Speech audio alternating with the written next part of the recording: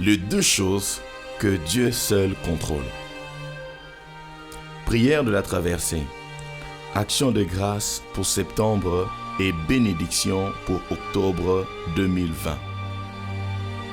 Que la paix de Dieu et sa grande grâce vous soient multipliées partout où vous lirez ou écouterez cette exhortation au nom puissant de Jésus. Maintenant encore, nous sommes tous témoins que Dieu est réellement l'alpha et l'oméga, le commencement et la fin, le premier et le dernier. Il avait commencé ce mois de septembre avec nous et il le termine aussi avec nous. Dites-moi, qu'avez-vous fourni comme effort pour voir la fin de ce mois?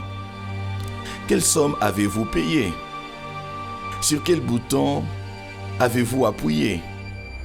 Il y a des choses qui ne dépendent et ne dépendront jamais de nous. Il n'y a qu'un seul ancien de jour. Il n'y a qu'un seul qui sait changer les temps et les circonstances et c'est notre cher tendre Père céleste.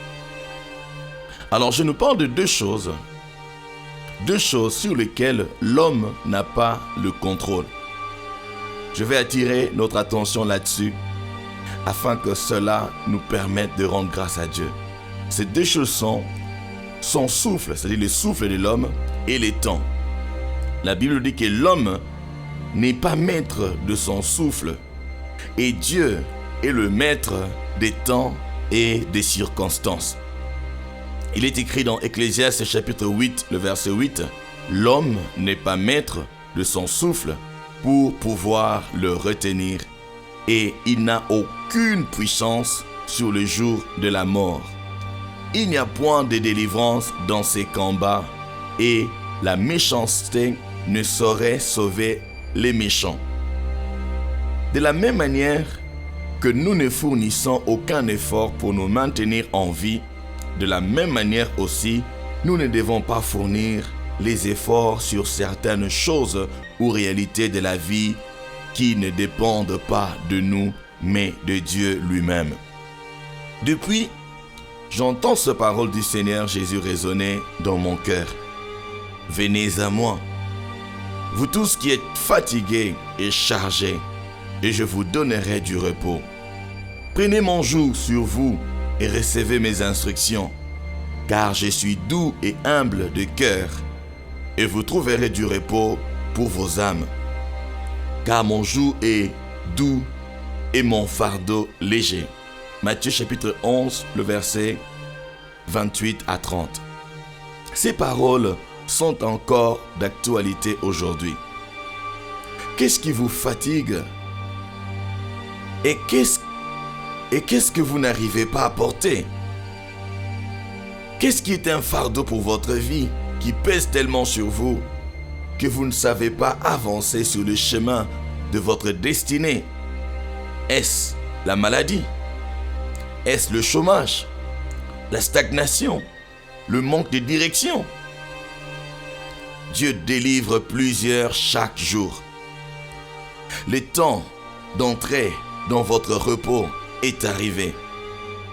Que peu importe les réalités indésirables que vous vivez, Dieu fasse éclater sa gloire dans votre vie. Retournons dans Ecclésiaste, chapitre 9, le verset 11. La Bible dit « J'ai encore vu sous le soleil que la course n'est point aux agiles, ni la guerre aux vaillants, ni le pain aux sages, ni la richesse aux intelligents, ni la faveur aux savants, car tout dépend pour eux du temps et des circonstances. » Je combine toujours ce passage avec celui de Daniel chapitre 2, le verset 11. C'est lui qui change les temps et les circonstances, qui renverse et qui établit le roi, qui donne la sagesse aux sages et la science à ceux qui ont de l'intelligence. J'aime ajouter aussi le Proverbe chapitre 21, le verset 1er. Le cœur du roi est un courant d'eau. Dans la main de l'Éternel, il l'incline partout où il veut. Que sommes-nous insensés Que perdons-nous notre temps? Que sommes-nous distraits? Que sommes-nous voilés? Notre Dieu, non. C'est un peu général. Disons notre Créateur. C'est bon, mais il est le Créateur de tous aussi. Bref, disons notre Père Céleste. Et comme nous l'appelons, comme nous l'appelons si bien, notre cher, tendre Père Céleste. Le Dieu Créateur n'est-il pas notre Père? Ne sommes-nous pas ses héritiers? Ralentissons un peu. C'est lui qui maintient notre souffle, qui a l'influence sur le temps et les circonstances, qui tient les cœurs du roi, qui peut donner du repos à quiconque vient à lui, est notre Père. Mes bien-aimés, ne soyons plus de perroquets qui répètent la parole de Dieu sans en comprendre la portée. Nous répétons maintenant, et dans la minute qui suit, nous commençons à pleurer et à désespérer. Jusqu'à quand tomberons-nous dans le piège de l'ennemi? Jusqu'à quand nous ferons-nous ennemis de Dieu? Jusqu'à quand continuerons-nous à déplaire à Dieu? Jusqu'à quand tournerons-nous en rond? Il est temps de revenir à notre Dieu de tout notre cœur et de lui obéir. Quelle est votre préoccupation? La guérison. Il est l'Éternel qui nous guérit. Nous l'avons vu et nous le voyons agir dans nos propres vies et dans celles de plusieurs de nos frères et sœurs à travers le globe. Le psaume 91, le verset 16, il a promis de nous rassasier de longs jours et de nous faire voir son salut. Quoi encore? L'argent ou l'or? AG 2:8 nous dit que l'or et l'argent lui appartiennent. Mais quoi encore? Une faveur. C'est lui qui tient les cœurs du roi et peut, quand il le veut, l'incliner en votre faveur. Le proverbe 21, le verset 1er. Oh, quoi encore? Les temps sont difficiles, les temps sont durs. N'est-ce pas lui qui change les temps et les circonstances? Daniel chapitre 2, le verset 1er. Quoi encore? La terre. Il a dit: demande-moi, et je te donnerai les nations pour héritage, et les extrémités de la terre pour possession. Le psaume chapitre 2, le verset 8. Quoi encore? Quoi donc? J'aime ce passage de Jérémie chapitre 27, le verset 5. Il est écrit: c'est moi qui ai fait la terre, les hommes et les animaux qui sont sur la terre, par ma grande puissance et par mon bras étendu. Et je donne la terre à qui cela me plaît. Quoi encore? Vous n'avez personne pour vous pistonner. Erreur grave. Qui vous a pistonné pour venir sur terre? À combien pouvez-vous estimer le voyage depuis votre origine jusqu'à votre naissance? Celui qui vous a soutenu depuis votre origine jusqu'à votre naissance a fait la promesse de vous soutenir jusqu'à votre vieillesse. Lisons Ésaïe chapitre 46, le verset 3 à 4. Écoutez-moi, maison de Jacob, et vous tous, reste de la maison d'Israël, vous que j'ai pris à ma charge dès votre origine, que j'ai porté dès votre naissance, jusqu'à votre vieillesse, je serai le même. Jusqu'à votre vieillesse, je vous soutiendrai. Je l'ai fait et je veux encore vous porter, vous soutenir et vous sauver. Alléluia. Maintenant, tout dépend de là où vous portez vos regards. C'est ce qui déterminera si vous allez rayonner ou si vous serez confus et dans la honte. Il est écrit: Quand on tourne vers lui les regards, on est rayonnant de joie et les visages ne se couvrent pas de honte. Psaume 34, verset 6.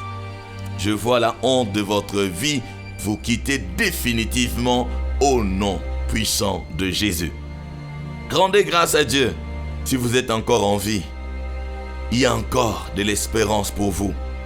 Vous n'avez pas besoin d'être agile, ni vaillant, ni sage, ni intelligent, ni savant. Vous n'avez pas besoin d'être roi. Vous avez besoin de celui qui change les temps et les circonstances. Vous avez besoin de celui qui tient les cœurs du roi et qui l'incline partout où il veut. Alors, soyez reconnaissants à Dieu. Vous n'êtes pas le fruit du hasard. Vous n'êtes pas en vie par hasard. Le problème que vous traversez ne sont pas non plus le fruit du hasard.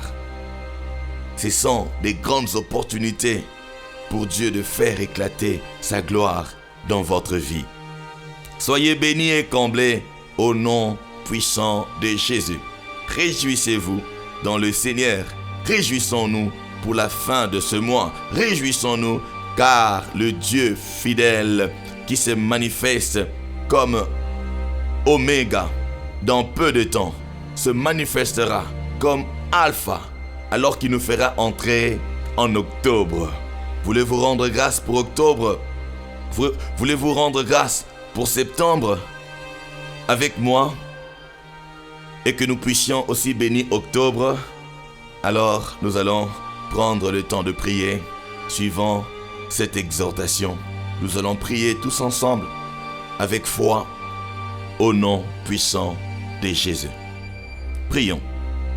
Cher tendre Père Céleste, c'est avec un cœur rempli de gratitude et de reconnaissance que je reviens sur mes pas afin de te remercier et de te rendre grâce. Je te remercie pour ta grande fidélité, étant donné que je n'ai aucun pouvoir sur mon souffle. Si je suis en vie, c'est une preuve de ta grande fidélité et de ton grand amour pour moi. Mon âme te bénit, ô cher tendre Père Céleste, mon âme te bénit. Je refuse de me taire et je veux toujours proclamer te haut fait. Tu es un Dieu merveilleux, glorieux, majestueux. Nul n'est semblable à toi parmi les dieux. Tu es magnifique en sainteté et digne de louange. Durant le mois de septembre, tu as opéré de prodiges dans chacune de nos vies. Tu as fait pour nous ce que les hommes n'ont pas pu faire. Tu nous as donné ce que les hommes ne pouvaient jamais nous donner. Tu nous as étonnés, ô cher tendre Père Céleste. Tu nous as étonnés, ô Dieu de gloire. Que ton saint nom soit béni à jamais et à perpétuité. Pour tout le miracle, pour tous tes bienfaits, pour tout ce que tu as accompli pour nous en ce mois de septembre, nous te disons tous un grand merci. Pour les diverses guérisons, pour le miracle, pour les ouvertures, pour les faveurs, nous te retournons toute la gloire. Tu as fait éclater ta gloire et nous refusons de la prendre, nous te la retournons toute. Toi seul es digne d'être remercié, loué et adoré. Toi seul es capable de faire tout ce que nous avons vécu en ce mois de septembre. Pour les vies changées, l'espérance restaurée, la paix abondante, la joie ineffable dans nos cœurs, dans mon cœur, je te dis merci, cher tendre Père Céleste. Pour la peur, les angoisses, les inquiétudes qui n'ont plus de place dans nos cœurs, je te dis merci. Pour tous les 30 jours du mois de septembre, ô tendre Père Céleste, je te dis merci. Pour le pain, pour l'eau, pour la santé, pour la paix, pour la joie, pour la grâce, pour la provision, pour la protection divine, la protection tridimensionnelle, pour la préservation, pour la restauration, pour le service de tes saints anges, pour la puissance de ton Saint-Esprit, pour ta parole vivante, pour tout ce que je ne peux pas compter, ou pour tout ce que je peux compter du plus profond de mon cœur. Je te dis merci. Toi l'alpha et l'oméga, les commencements et la fin, le premier et le dernier. Merci Père pour ces 30 septembre, le reste des heures de ces derniers jours du mois. Je crois que tes œuvres continuent. Tu continues d'agir dans ma vie.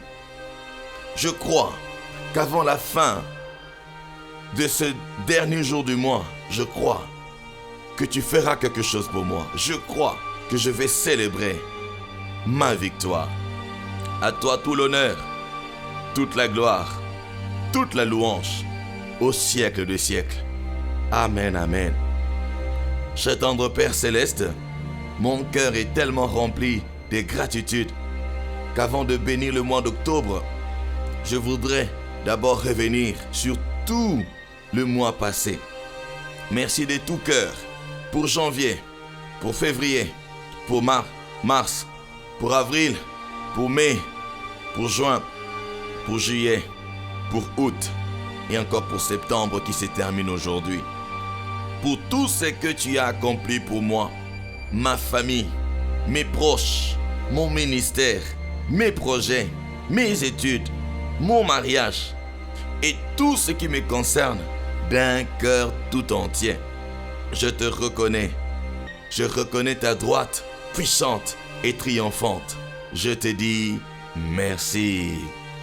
Je prends à cœur, ô tendre Père Céleste, oui, je prends à cœur de te remercier du plus profond de mon cœur, du plus profond de mon âme. Sur les 12 mois de 2020, tu m'en as fait voir déjà plus de la moitié.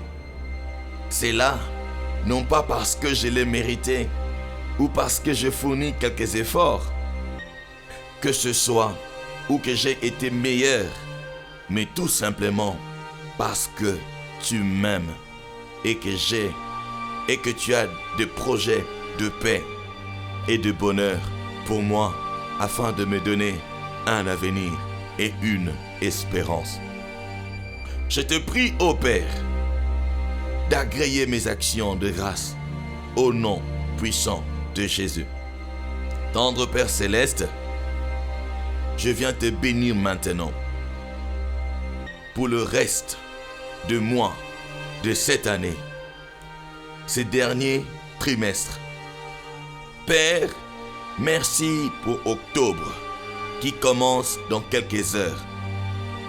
Merci pour novembre et pour décembre.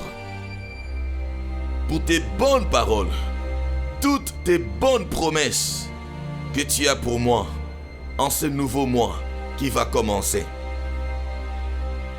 Octobre, Dieu m'appelle par mon nom. Alléluia.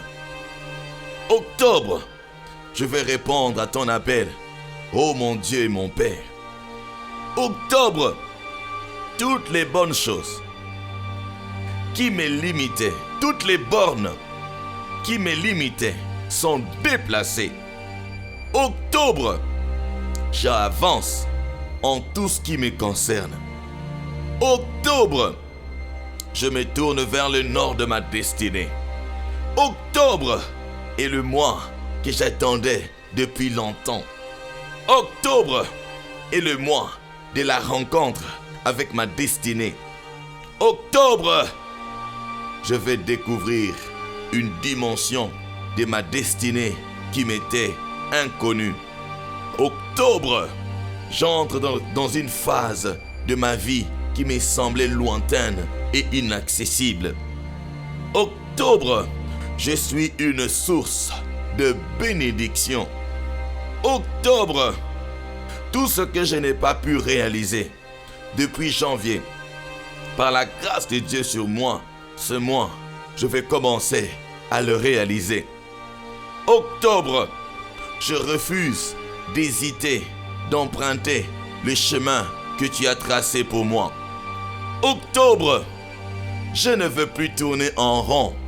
Octobre, je fais un pas de l'avant vers l'accomplissement de ma destinée.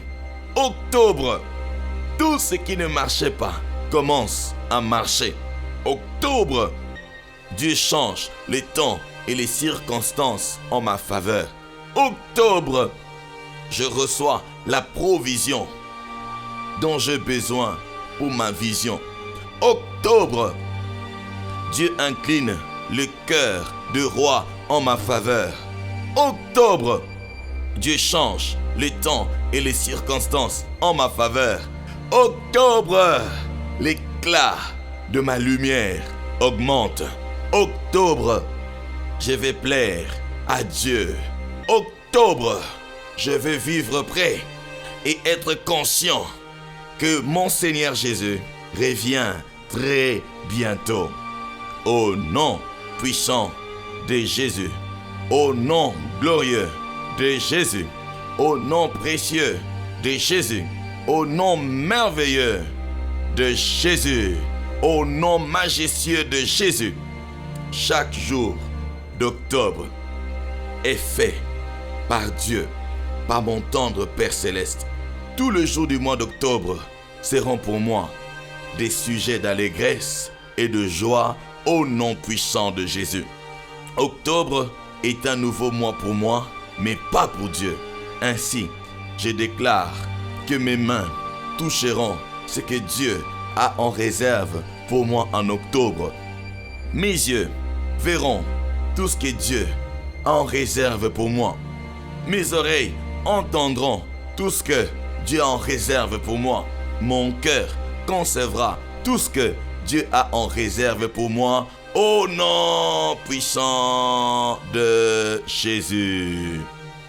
Chaque jour du mois d'octobre, je reçois la grâce d'être conduit par le Saint-Esprit afin de ne suivre que le chemin que le Père a tracé pour ma vie. Chaque jour d'octobre, je reçois la force d'obéir promptement à Dieu au nom puissant de Jésus. Les desseins de mes ennemis contre ma vie sont renversés. Tous les projets de leur cœur contre ma vie, ma famille, tous ceux qui me sont chers et tout ce qui me concerne, ce mois d'octobre sont anéantis au nom puissant de Jésus. Par la puissance du sang de Jésus, qui parle mieux que celui d'Abel, le sang de la victoire, j'ai fait taire le voix de tous les sacrifices qui ont été faits pour nuire à ma vie et détruire ma destinée au nom puissant de Jésus. Tous ceux qui viendront et s'élèveront contre moi et qui viendront par un chemin durant ces mois s'enfuiront tous par plusieurs chemins au nom puissant de Jésus. Durant tous les 31 jours de ce mois, il n'y aura que la confusion et la honte dans les camps de mes ennemis au nom puissant de Jésus. Merci, cher tendre Père. Merci, cher tendre Père Céleste, pour ce merveilleux mois dans lequel je vais entrer dans quelques heures, dans quelques minutes, au nom puissant de Jésus. Merci, cher Saint-Esprit, parce que tu me guideras. Tu me donneras la sagesse, la force, l'intelligence, l'onction que j'ai besoin tous les 31 jours d'octobre. Merci précieux Seigneur Jésus, parce que tu continues d'intercéder en ma faveur à la droite du Père. C'est dans le glorieux, le majestueux, le précieux, le merveilleux nom de Jésus que j'ai ainsi prié. Je crois que j'ai reçu tout ce dont j'ai demandé et je le verrai s'accomplir durant ce mois d'octobre et dans la suite au nom puissant de Jésus. Amen, amen, amen. D'avance, je vous souhaite la bienvenue au mois d'octobre. À très bientôt pour le mot de bienvenue et le cri du cœur pour le mois d'octobre. Que Dieu vous bénisse et vous comble de ses bienfaits. Vous êtes bénis par cette exhortation et cette prière. N'hésitez pas à pouvoir le partager à plusieurs. Que le Seigneur vous bénisse. C'était votre bien-aimé, l'apôtre Wisdom Bomolo Bukungu. Visitez notre site internet sur www.wbbministries.org. Vous pouvez nous joindre directement par WhatsApp au plus 243 82 65 67 399. Que Dieu vous bénisse encore et à très bientôt.